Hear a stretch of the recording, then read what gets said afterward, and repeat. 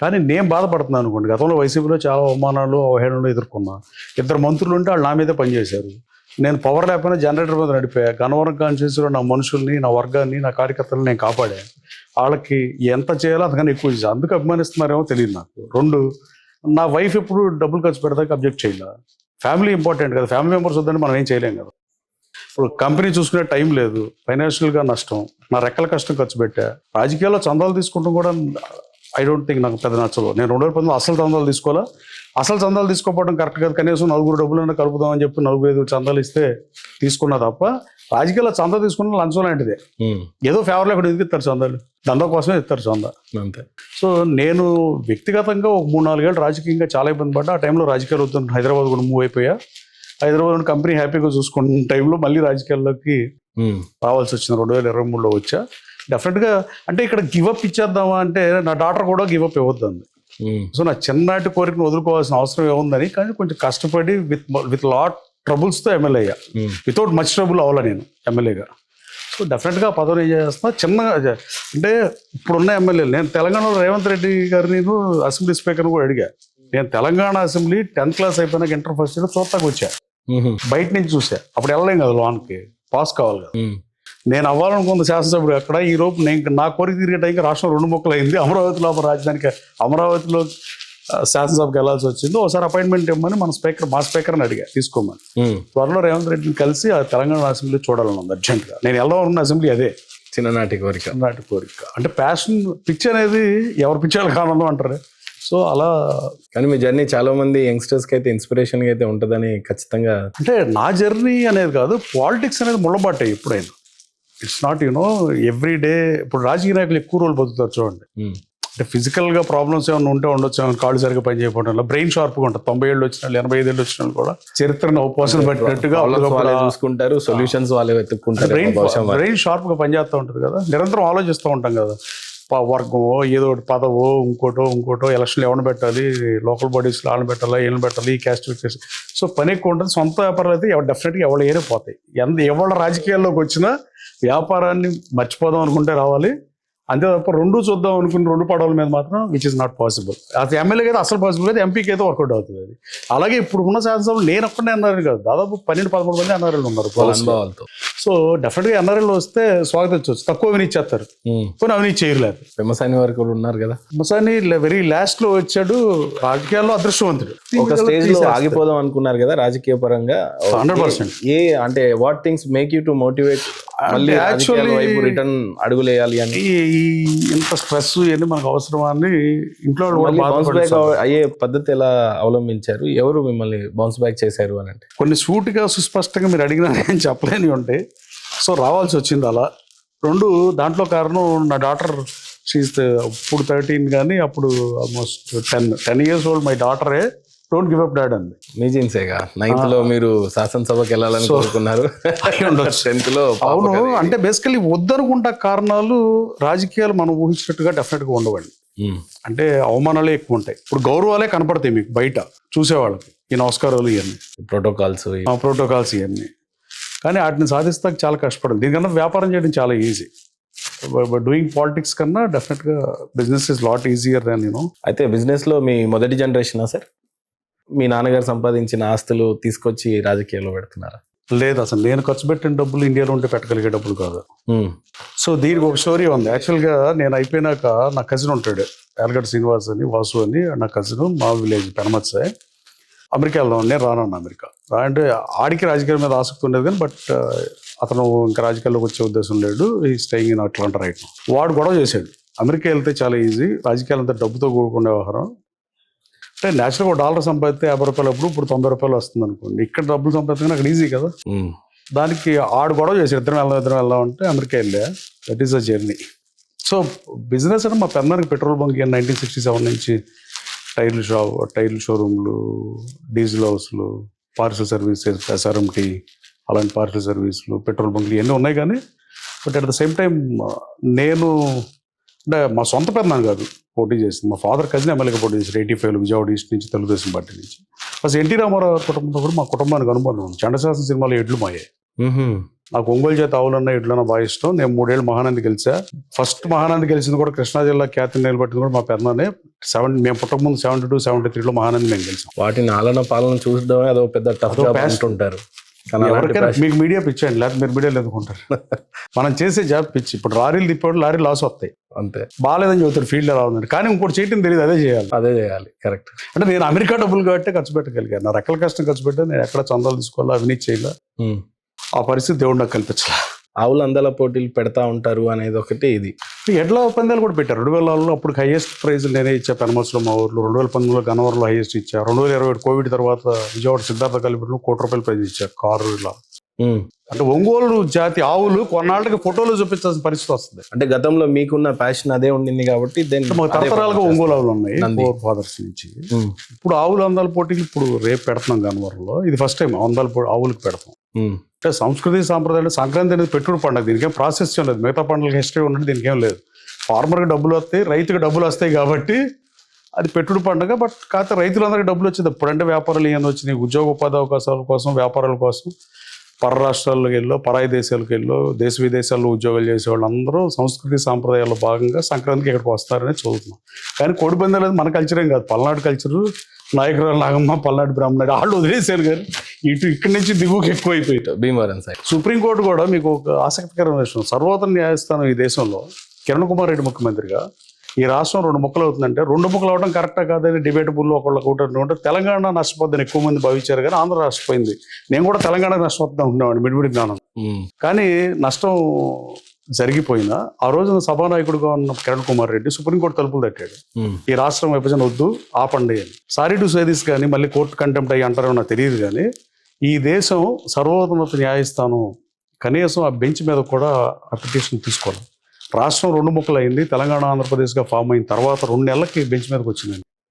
అదే కోడిపందాల విషయంలో 2015లో ఇప్పుడున్న డిప్యూటీ స్పీకర్ రఘురామకృష్ణరాజు గారు 2015లో 10 ఏళ్ల క్రితం కోడిపందాల మీద వెళ్తే 24 గంటల్లో తీర్పిచ్చిన సర్వోన్నత న్యాయస్థానం. మనం ఏం మాట్లాడతాం? బ్రిటిష్ వాళ్ళ అవశేషాలు, బ్రిటిష్ వాళ్ళ లక్షణాలు ఇంకా పాటించే దేశం ఏమన్నా దౌర్భాగ్య స్థితిలో ఉందంటే మన దేశం బలంగా ఉంది. నేను చాలా దేశాలు తిరిగా, ఈవెన్ అమెరికాలో కానీ గ్రేట్ బ్రిటన్లో కూడా లేవు. వాళ్ళు కూడా వదిలేశారు. ఈ బ్యూరోక్రాట్ సిస్టమ్ కానీ అన్నీ వదిలేశారు. ఇక్కడ కోర్టుకి వెళ్ళాలంటే దండాలు దశకాలు పెట్టుకుంటూ వెళ్ళాలి. నేరం నిరూపితమైనప్పుడు మనం దండాలు దశకాలు ఒక్కోడైతే బాధాకరం. అంటరానితనం అనేది చదివాను తప్ప చూడలేం మనం చరిత్రలో. ఇప్పుడు అలా కొన్ని కోర్టుల దగ్గరికి నేను వెళ్తా ఉంటా. ఈ ధర్నా కేసులు, అటెంప్ట్ మర్డర్ కేసులు నా మీద కూడా పెట్టారు. ఆ వాయిదాలకు వెళ్ళినప్పుడు కొంతమంది ఒంగుని కింద కోర్టు బయట నుంచి ఒంగుని నడుచుకుంటూ వెళ్తారు జడ్జి దగ్గర. అది చాలా బాధాకరం అనిపిస్తుంది. ఈ బూర్జువా సిస్టమ్ని, ఈ కాలం చెల్లిన సిద్ధాంతాలని ప్రపంచం అంతా వదిలేసి బ్రిటిష్ వాళ్ళు ఇక్కడ వచ్చి ఈస్ట్ ఇండియా కంపెనీ దివాళా తీసి బ్యాంక్రప్ట్ అయింది. ఈస్ట్ ఇండియా కంపెనీ ఇది అన్ని దేశాలని తీసుకొచ్చింది. ఫ్రెంచ్ వాళ్ళు, డచ్ వాళ్ళు, బ్రిటిష్ వాళ్ళు ఎంతోమంది 200 సంవత్సరాలు పరిపాలించినప్పుడు కూడా వాటిలో సిస్టమ్స్ ఇంకా ఫాలో అవుతున్నాం. అది ఎందుకు? ఇంకా ఇప్పుడు అమెరికాలో కూడా మేము నేరం చేస్తాం. ఈ నేరం అంటే ఏదో కార్ స్పీడ్ తోలుతాం, టికెట్ వస్తుంది, కోర్టుకి వెళ్ళాలి, హవర్ యూ సార్ అంటాడు, హవర్ యూ సార్ అంటాం, అయిపోతుంది. గిల్టీనా అంటాడు, ఫీలింగ్ గిల్టీ అంటే ఎస్ అంటే ఫీలింగ్ గిల్టీ అని చెప్తాం. ఇంకెప్పుడు స్పీడ్ తోలబాకమంటే వెళ్ళిపోమంటాడు. అంతేగాని ఈ బానిసత్వం ఏంటి? సో కొన్ని ఉంటే ఈయన వ్యక్తిగతంగా చెబుతున్నాను, not as a representative of member of legislature. Sir, ఇప్పుడు ఈ రోజున మిమ్మల్ని సక్సెస్ఫుల్ పర్సన్గా అయితే కన్సిడర్ చేయొచ్చు. అంటే సక్సెస్ అంటే దాని డెఫినేషన్ మీరు ఎమ్మెల్యేగా గెలవటము, లేదా మీ జనరేషన్లో యూఎస్కి ఎవరు తెలియనప్పుడు వెళ్ళి మీరు సంపాదించడం అని కాదు. బట్ ఎవరు తెలియని దేశంలోకి వెళ్ళి యూఎస్లో ఈ రకమైనటువంటి సక్సెస్ సాధించడం, కంపెనీ పెట్టడం అనేది ఎలా సాధ్యమైంది? ఈరోజు ఎమ్మెల్యేగా అయితే గెలిచారు, కానీ ఆ రోజున మీరు పడ్డ స్ట్రగుల్ ఏంటి, మీరు చూసిన కష్టాలు ఏంటంటే ఏం చెప్తారు? To be honest, thank to God, దేవుడి దయ వల్ల నేను అంత కష్టాలు ఏం పడలా.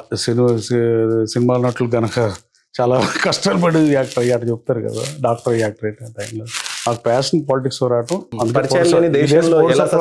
నాకు ఇష్టం లేదు. నాకు ఎప్పుడు 20 ఏళ్ళ క్రితం సిటిజన్షిప్ వచ్చింది, నేను తీసుకోవాలా. I want contest. చాలా మంది ఉన్నారు ఇలా. నవనీత కృష్ణ గారిని ఒక ఆయన తానా ప్రశ్న చేశారు, ఆయనకి పోటీ చేయాలని ఉండేది. అన్ఫార్చునేట్లీ 5 years బ్యాక్ చనిపోయాడు. ఆయన ఎంపీగా చేద్దాం అనుకునేవాడు. చాలా మంది గ్రీన్ కార్డు మీద 40-50 ఏళ్ళు ఉన్నవాళ్ళు ఉన్నారు, వచ్చి ఇక్కడ ఎలక్ట్ అవ్వాలని కోరుకున్నాళ్ళు. అందరికీ కోరికలు తీరో. బేసిక్గా నేను అంతేం స్ట్రగుల్ అవ్వాలా. నాకు ఫస్ట్లోనే జాబ్ వచ్చింది. నాకు వెళ్ళగానే జాబ్ చేస్తున్నప్పుడే కంపెనీ పెట్టా. తర్వాత కంపెనీ జాబ్ 2 చూసుకోవాలి. జాబ్ రిజైన్ చేశాను 2001 September 10th. కెరీర్ అయితే జాబ్తోనే స్టార్ట్ అయింది అయితే మీకు యూఎస్లో. ఆబ్వియస్ కదా, ఎలా వెళ్తా కంపెనీ ఎలా పెడతాను పెట్టలేదు కదా వేరే దేశంలో. ఇక్కడైతే తండ్రి బిజినెస్ చూద్దాం అయితే వారసత్వంలో వస్తే వస్తుంది, కానీ పౌరసత్వంతో రాదు కదా. పెదనాన్న అన్నారు, ఏదో గోల్డెన్ స్పూనే అనుకున్నాం మరి మేము, కానీ కెరియర్ జాబ్ తో స్టార్ట్ గోల్డెన్ అయింది స్పూన్ అంటే ఎగువ మధ్యతరగతి కుటుంబమే తప్ప మరి. కాదు. అంటే మా పెద్దనాన్నకి బాగానే ఎక్కువ ఉండేది. మా పెద్దనాన్న ఎవరు వేరే వాళ్ళు కూడా ఆస్తి ఇచ్చారు ఆయనకి. So he had lot of business. అంత బాగుంది కదా మరి. రాజకీయ పిచ్చి అనేది pay back to the society అనే కోణంలో వచ్చిందా మీకు ఆ ఇంట్రెస్ట్, లేకపోతే 100%. అది ఎవడు పాదయాత్ర చేస్తాడండి? అంటే ఖచ్చితంగా 2 సొసైటీ పట్ల రాష్ట్రాల్లో మీకు ఎమ్మెల్యే ఇష్టమే. ఓటాకి 2,80,000 ఓటర్లు నేరుగా కలిసిన లీడర్ ఎవరు ఉన్నారు? ఉమ్, నేను ఉన్నా. సో చంద్రబాబు నాయుడు గారు అక్రమ అరెస్ట్ తర్వాత 170 కిలోమీటర్లు ఆయన ట్రావెల్ చేస్తే 170 కిలోమీటర్లు 5ంటికి రిలీజ్ అయితే జైలు నుంచి పొద్దున్న 6:30కి ఇంటికి వెళ్ళారు ఆయన. ఉమ్, 170 కిలోమీటర్లు నా కాన్షియస్ 30 కిలోమీటర్లు ఉంటుంది. నా 30 కిలోమీటర్లు 8 గంటలు నడిచింది ఆయన కారు. బా. మిగతా 130 కిలోమీటర్లు 4 గంటలు నడిచింది. అంటే అది ప్యాషన్ మనకు కూడా ఉండాలి, ఎమోషన్ ఉండాలి. బాబు గారు జైల్లో ఉన్నప్పుడు హోమాలు చేయించారు అనేది విన్నాను నేను. అంటే ఆ వయసులో పెట్టచ్చు జైల్లో, మీరు చెప్పండి. Forget about it. ఈ రాష్ట్రానికి ఏదో చాకరీ చేసిన మనిషిని ఈయననే కాదు, అసలు ఒక నాయకుడిని అలాంటి దిక్కుమాలిన పనులు ఎవరైనా చేస్తారా? అంటే ధర్నాలు ఇవన్నీ ఒక పక్క ఉన్నా కూడా హోమంని నమ్మారు. అంటే దేవుడి మీద ఉన్న నమ్మకమా ఏంటి? హోమంకు ఉన్న ప్రత్యేకత ఏంటి అప్పుడు? మీరు బొట్టు పెట్టుకుని మీరు అడగొచ్చు ఎక్కువ. కానీ మిమ్మల్ని అడగాల్సిన ఇంట్రెస్టింగ్ ఫ్యాక్ట్ అది. సో నేను దేవుడు బలంగా నమ్ముతా. హోమాలు చేయించారు అనేది. చాలా హోమాలు చేయించాను. అంటే అది కొద్దిగా హార్ట్ టచింగ్. 3-4 కోట్లు అయింది హోమాలు.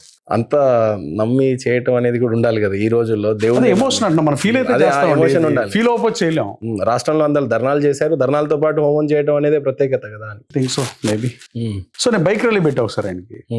ఇంటర్ బెయిల్గా ఉండ పర్మనెంట్ బెయిల్ వచ్చి తిరుపతిలో వస్తుంటే 9 కిలోమీటర్స్ తెలుగుదేశం పార్టీ నాయకులు ఎవరిని పిలవాల, ర్యాలీ పెడతా సార్ అని చెప్పా. వద్దులే పోలీసులు సపోర్ట్ చేయరు అన్నాడు. ఐ కెన్ టేక్ కేర్ అని చెప్పాను. సరే ఆయన లంచ్ చేసి లాంచ్కి వెళ్ళి బయటకు వచ్చాను. 2:30కు మొదలైతే 8 కిలోమీటర్లు మా రామరపాడు రింగ్ రావడానికి 5:30 గంటలు పట్టింది. అని నవ్వుతున్న వచ్చింది. నేనే కట్టండి ర్యాలీ చేయలేనేమో. అంటే ఆయన అరెస్ట్ బాధించింది. అంటే ఆయన దగ్గర పనిచేసా, నేను జగన్మోహన్ రెడ్డి దగ్గర కూడా 2 ఏళ్ళు పనిచేసా. పనిచేయటం వేరు, మనకు ఆఫ్ ద రికార్డు మనస్సాక్షి వేరు కదా. మనిషిగా అబద్ధాలు చెప్పగలరు కానీ మనసు అబద్ధం చెప్పదు కదా. లెక్కలో అంకెలు అబద్ధం చెప్పవు కదా. ఆవిడ అలా మాట్లాడటం కూడా దుర్మార్గం, అసలు అమానవీయం. అది నేను వైసీపీలో ఖండించా. అవును. ఇప్పుడు 5 మంత్రులు అయ్యారు వైసీపీ నుంచి వచ్చిన వాళ్ళు ఈ రాష్ట్ర ప్రభుత్వం. ఇప్పుడు వీళ్ళు ఎవరు ఖండించారో లేదు నాకు తెలియదు, కానీ నేను ఖండించా. వైసీపీలో ఉండి ఖండించా. జగన్మోహన్ రెడ్డి గారు ఆయన తిట్టినాడనే తీసుకున్నాడు, ఆయన భార్యను దూషించినా తీసుకున్నాడు, ఆయన మీద కేసు పెట్టినా తీసుకున్నాడు. వ్యక్తిగతంగా చంద్రబాబు నాయుడు గారి మీద ఉన్న ప్రేమ ఏంటి మీకు వ్యక్తిగతంగా ఉన్న? అండ్ ఈ రోజు ఈ 1.5 yearలో ట్రావెల్ చేస్తే మీకు ఒక ఎగ్జాంపుల్ చెప్తా. ఆ రోజు వరదలు వచ్చినప్పుడు నైట్ మేమే ఉన్నాం. సో 6 కలెక్టరేట్కి వచ్చి అక్కడి నుంచి 10 days అక్కడే ఉన్నాడు. ఎర్లీ మార్నింగ్ 5:30కి వరకు పనిచేశారు. అమిత్ షా గారితో మాట్లాడారు. బోట్లు కావాలని చెప్పారు. పంజాబ్ నుంచి ఎయిర్ లిఫ్ట్ అయినాయి బోట్లు కూడా గన్నవరం ఎయిర్పోర్ట్కి వచ్చేసింది 4:30కి. ఈ రివ్యూలు చేస్తున్నారు, ఈ మీటింగ్లు పెడుతున్నారు. 5:30కి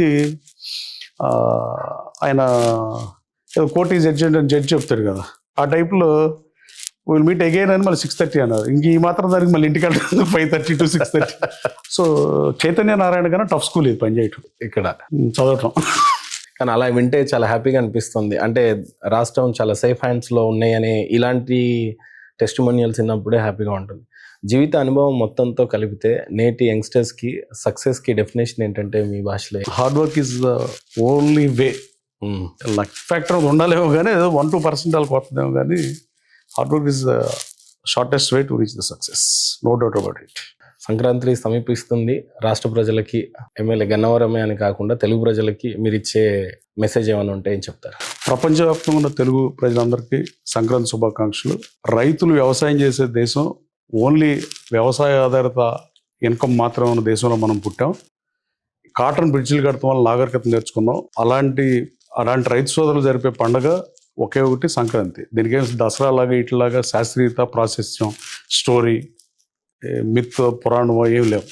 కానీ బాగా డబ్బులు వచ్చినప్పుడు జరుపుకునే పండుగ కాబట్టి దేశ విదేశాల్లో స్థిరపడినాళ్ళు కానీ అలాగే పక్క రాష్ట్రాల్లో ఉద్యోగోపాధి అవకాశాల కోసం, వ్యాపారాల కోసం వెళ్ళిన అందరూ కూడా జన్మభూమికి వచ్చి సంక్రాంతి ఫెస్టివల్ ఎంజాయ్ చేయాల్సిందిగా కోరుతున్నాం. Wish happy Sankranti to all the Telugu people who are living all over the world. Venkatrao గారి జీవిత ఆశయం ఏంటంటే ఏం చెప్తారు సార్ ఫైనల్గా? ఆశయాలు ఏముంటుందండి, ఆశయాలు మారుతూ ఉంటాయి అనుకుంటున్నది. బేసికలీ వెన్ యూ డోంట్ మీరు బస్సు కోసం వెయిట్ చేస్తాం. మనం బస్సు వస్తే చాలనుకుంటాం, మన క్లాస్మేట్స్ అనుకోండి. సో బస్సు వచ్చినాక వెంటనే 2 minutesలోనే కూర్చుంటే సీట్ ఉంటే బాగుండదు అనిపిస్తుందా? అంతే, అది హ్యూమన్ టెండెన్సీ. అవును. అలాగే 2-3 చిన్నవి ఉండేవి. పెట్రోల్ బంక్ మా పెద్దనికి ఉంది కాబట్టి పెట్టాలని ఉండేది. బట్ ఇప్పుడు చేయలేమని ఆలోచిస్తున్నారు. 3 లైసెన్స్లు వచ్చినాయి. ఈ కొడాలని నేనే మంత్రి ఆ శాఖకి, సివిల్ సప్లైస్కి. నేను వచ్చి అడిగితే ఇస్తానన్నాడు. నాకు అక్కర్లేదు, నా బ్రెడ్ అండ్ బటర్ బంకు పెడతాం కాదు అని చెప్పి నేను అడగటం ఇష్టం. నేను రాజీ లేని పోరాటం చేసే వైసీపీలో ఉన్నా. పవర్ లేనప్పుడు అధికార పార్టీకి వ్యతిరేకంగా ఉన్నా తప్ప ఏ పార్టీ అధికారంలో ఉంటే ఆ పార్టీలో చేరే టైప్ కాదు, నా ప్రత్యర్థిలాగాను ఇంకోటిలాగాను. అలాగే సినిమా హాల్ కట్టాలని ఉండేది కానీ అవన్నీ ఇప్పుడు అయ్యే కాదులేండి.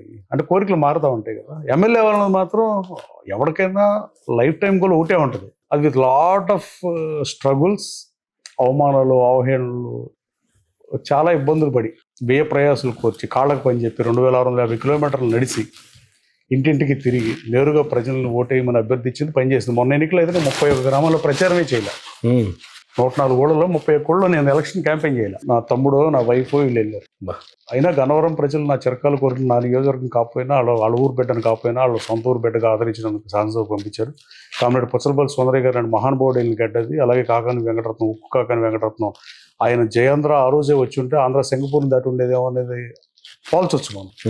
ఆ రోజున ఆయన ఒక్కడే మంత్రిగా పనిచేశాడు గన్నవరానికి. అది కూడా 1968 నుంచి 72 వరకు, దాదాపు 57 క్రితం పనిచేశాడు, 65 ఏళ్ళ క్రితం. ఆయన జయాంధ్ర మూమెంట్లో ఇక్కడ కాలేజీలో పిల్లల్ని కాల్చేస్తుంటే నా పిల్లలు చనిపోయిన ప్రాణాలు వదిలిన మహానుభావుడు ఆయన. అట్లాంటి వాళ్ళు పరిపాలించిన గడ్డది. అలాంటి గడ్డ మీద నుంచి నన్ను వాళ్ళ సొంత ఊరు బిడ్డగా అసెంబ్లీకి 135,552 మంది ఓటేసి స్టేట్లో హైయెస్ట్ 9th ప్లేస్ నాది, హైయెస్ట్ ఓట్స్ వేసినారు. వాళ్ళ అధికారం ఇచ్చి నా కోరిక తీర్చినందుకు, వాళ్ళ కోరికలు తీర్చడానికే పనిచేస్తున్నా, అలాగే పనిచేస్తా. Right sir, thank you so much. ఈ విజయం జస్ట్ స్టెప్పింగ్, అంటే తొలి విజయంగా తీసుకొని ముందు ముందు ఇంకెన్నో విజయాలు సాధించాలని మనస్ఫూర్తిగా కోరుకుంటూ, చిన్నపిల్లోడిని అయినా మీరు ఇంకా బాగా సక్సెస్ అవ్వాలి, దేవుడు ఇంకా మీకు విజయాలు ఇవ్వాలి, మీరు అనుకున్నవన్నీ సిద్ధింపజేయాలని మనస్ఫూర్తిగా కోరుకుంటూ thank you so much. Thank you so much.